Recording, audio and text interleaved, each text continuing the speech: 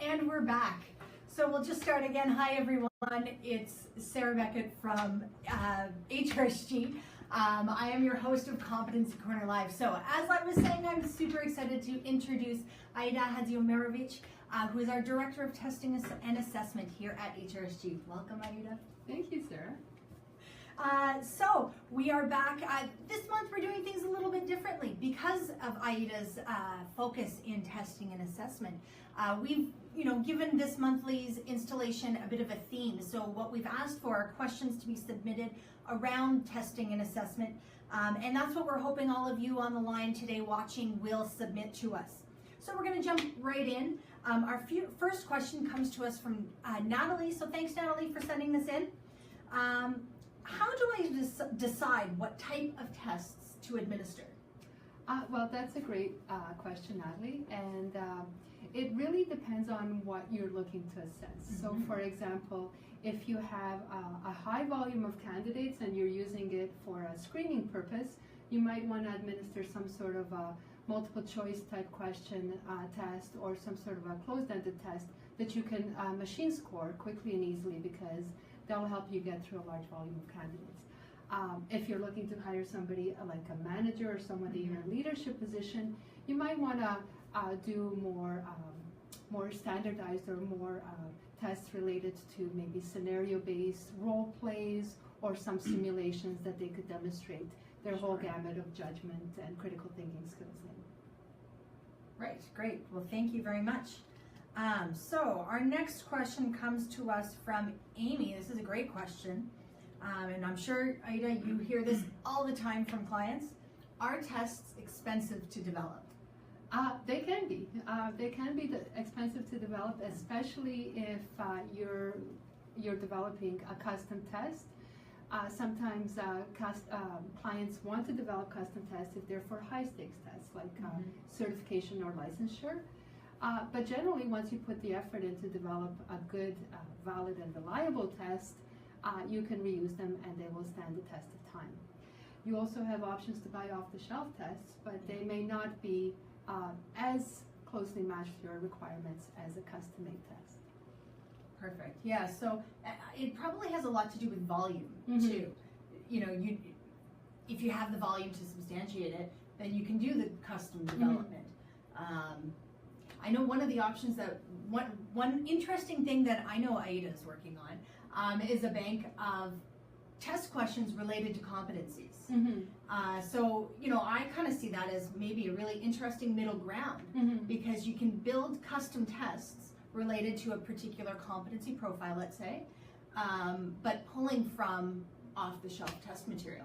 Yeah, and that's a great comment. And so because HRSG has such a wonderful and deep library of competencies that have already been tested with clients and validated, if we are able to develop tests to assess these competencies, then we can really assist our clients in terms of providing them something that they can use to assess their competency profiles without necessarily having to spend a lot of money. Yeah, great. Yeah. Okay, so our next question comes to us from Mark. Oh, this is an interesting one. So this is very topical right now. So lately there has been news about how some companies do not hire those who have certain personal habits, as an example, smoking. Are personal habits criteria for selection, are they legally defensible? I would say probably not. I think you would get real pushback and open yourself up for agreements or somebody to dispute if you discriminate against somebody based on a personal habit. You would have to have a really, really strong case to that, in terms of bona fide occupational requirements in order to be able to do something like that. Yeah, that's right. So, I mean, it always needs to go back to the job requirements. Always job What requirements. are those requirements? What, that, are identified, whether it's through job analysis, through competency profiling, whatnot. Exactly. Making sure that you're relating back to what's really needed. you're looking for. Absolutely. Great. Okay, so our next question is from Elizabeth. So while a candidate may excel in the behavioral and talent assessment tests, but if they have an lower emotional quotient, sorry, I'm paraphrasing this question a little bit. So can this lower quotient make up for the skills that this candidate possesses? Well, again, going back to the requirements of the job, emotional quotient, or sometimes it's also called as emotional intelligence, is like a concept that's actually not even consistently defined in literature. So what exactly does it mean? Does it mean being able to read somebody's emotions? Does it mean being able to control one's emotions? And really in what capacity? So a better way to identify what kind of, let's say, personality you're looking for is to identify the type of behavioral competencies that you want to see at work. Right. So you might want to say, I'm looking for somebody who has good communication skills, somebody who can empathize with others, define that in terms of actual workplace behavioral terms, and then look for those behaviors in candidates. Great. And we'll look into this, and we might post a follow-up related to this post, but I think we actually have a competency that's specifically related to the emotional intelligence. Yeah. So again, something that you can factor in those selection decisions. Yeah, like you can define emotional intelligence terms in competency terms quite easily. Great. Okay, so our next question here comes to us from Esther. And thanks everyone for submitting those questions. Keep them coming. I always make a joke on these events that we're going to play Stump the Consultant. So I will, keep them going here. So this question, how do I establish the validity of a test for competencies? So that's a very interesting question, and validity is established when you, again, build tests or assessments that are as closely matched to competencies as possible. So normally when we develop what we call competency-based tests, is we will take a behavioral that's related to that competency and develop some sort of question related to that. Now, there's a whole methodology related to establishing validity, and it always goes back to the job requirements, making sure you understand what the job is looking for, such as talking with other subject matter experts, and having them, in a sense, validate your tests. Great, thank you. Okay, so our next question is from Isabel. So, I want to assess technical knowledge and behavioral competencies. How can I assess both? Well, you have to figure out what kind of technical competencies you are assessing and what kind of behavioral competencies you're assessing, and then you want to associate the test as closely as possible to those. So for example, if you're looking to assess somebody's mechanical technical skills, you might actually want to go and watch them do something and use some sort of a checklist as a test to see whether or not they can do that task. If you want to assess somebody's communication skills, you might want to put them in a role play situation, or you might want to administer some sort of a scenario-based interview question, and that would be a test that would closely match that. Great, thanks, Aida. Oh, this is a cool question. So this comes to us from Chris. So tests can be very unpopular. Nobody likes taking tests, right? How can I introduce a test without impacting employee engagement? Okay, so that's a good question. The reason why tests can be unpopular is because of the stakes associated to tests. So when you think about the time when you were in university or college or even high school and you had to take tests, they were unpopular because they're high stakes. Are you going to pass the course? Are you going to get your degree? Same thing is for employment type tests. If you use a test for, whether or not you're going to give somebody a job, then, it's quite stressful. But tests can also be a lot of fun. So if you use tests as part of your learning and development plans, and you don't associate strong stakes to those, so you can say, hey, take this test, and it's going to help me identify what kind of courses or your learning you need, then all of a sudden people really like tests. Cool. So, and they tend to be quite engaged. Yeah. So I'm going to ask a follow-on question around this, because you've used a lot of terminology. And that's one thing that we're actually writing an asset about this right now. There's so much confusion around the language, around assessment, tests, evaluations. can you sum this up for us, Aida? What do these different things mean, and how do they all fit together? Sure. Well, to me, everything is some type of an assessment. Right. Now, a test could be a component of that assessment. So, for example, a multiple choice question test is a test. A test is sometimes called an exam if you use it for high stakes. So, for example, licensing or certification. But, you know, for example, even interview questions can be a type of assessment, like behavioral-based interview assessment. So anything that has some sort of a standardized criteria for measurement can be called an assessment. And you can use a test as a tool that's part of that assessment. So, and I mean, there's so much to, like, under that assessment banner, let's say, there's testing, there's, 360 feedbacks. 360 that's another one. Type of assessment. A self, we call them self-assessment tools here, but that sort of self-reflection where you're looking at, how do you measure up personally? Or sometimes it's a parallel type assessment, again, using the competencies, but it's just another form of assessment. So we know the language can get a little confusing out there. But I think going back to that comment, like a self-assessment wouldn't really be a test, because a test is usually something that has some sort of objective measurement criteria tied to that. Great. Yeah. Cool. Okay, thanks. So I've got a couple more questions here. How well do competency tests work alongside other psychological tests like Myers-Briggs? Okay, so going back to the whole concept of, emotional intelligence and how do you define that, again, psychological traits, let's call them, are also tricky to define in a consistent way, and especially as they relate to requirements of the job. So Myers-Briggs, for example, to use a psychometric term, tends to not be reliable because you tend to behave in different ways under different circumstances.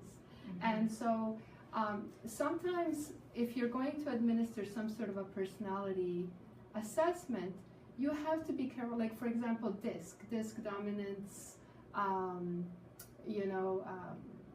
there's a couple of other terms. You have to be careful in terms of conscientiousness is one of them. Whether or not that trait you're looking for is required for the job.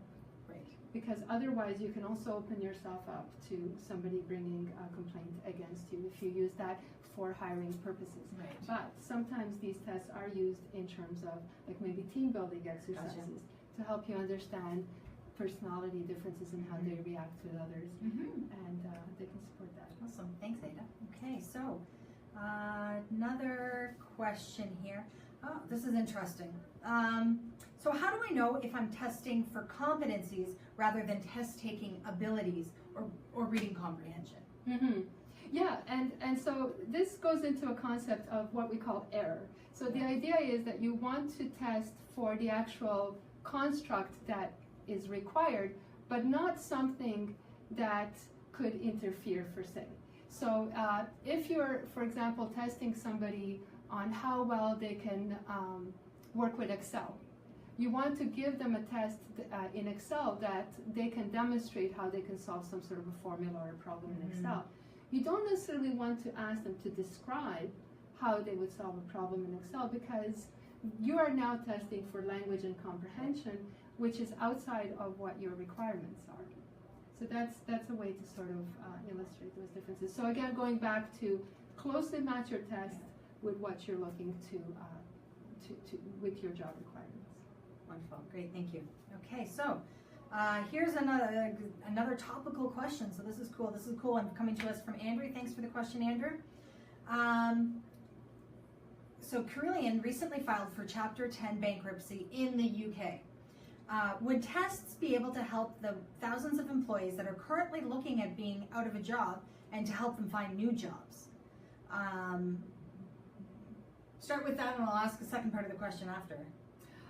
Okay, well, going back to, let's say, the competencies that employees think employers will find valuable. So let's say things like teamwork, communication skills, client focus, agility. That's a big one right now. So let's say I, as an employee, think that it's important for me to demonstrate the agility competency. I might now want to look for a test that can assess that, and then I might want to see how I do, and to see whether or not maybe I need to brush up and learn how to be a little bit more agile. Yeah.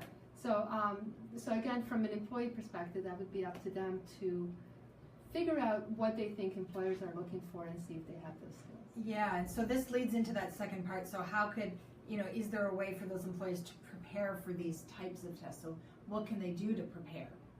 Should they be preparing for these kinds of tests? Okay, so let's take a behavioral competencies like communication or agility. Yep. How do you prepare for that? Well, what kind of test are you going to be given? Are you going to be given a multiple choice test, or are you going to be interviewed by somebody to assess that? And to prepare for that, you can prepare like anything else. You can read up on books in terms of what are some behaviors that are related to good communication skills, and how can you be a little bit more adaptive in terms of agility. Cool. Okay, so here's another question that came in. We have a couple of minutes left, so keep them coming. What should someone be looking for when they are looking for a test to determine that it is only asking questions that are bona fide occupational requirements? So how do you determine the test you are using meets the bona fide occupational requirements? Yeah. Well, again, going back to the whole concept of job analysis. Yeah.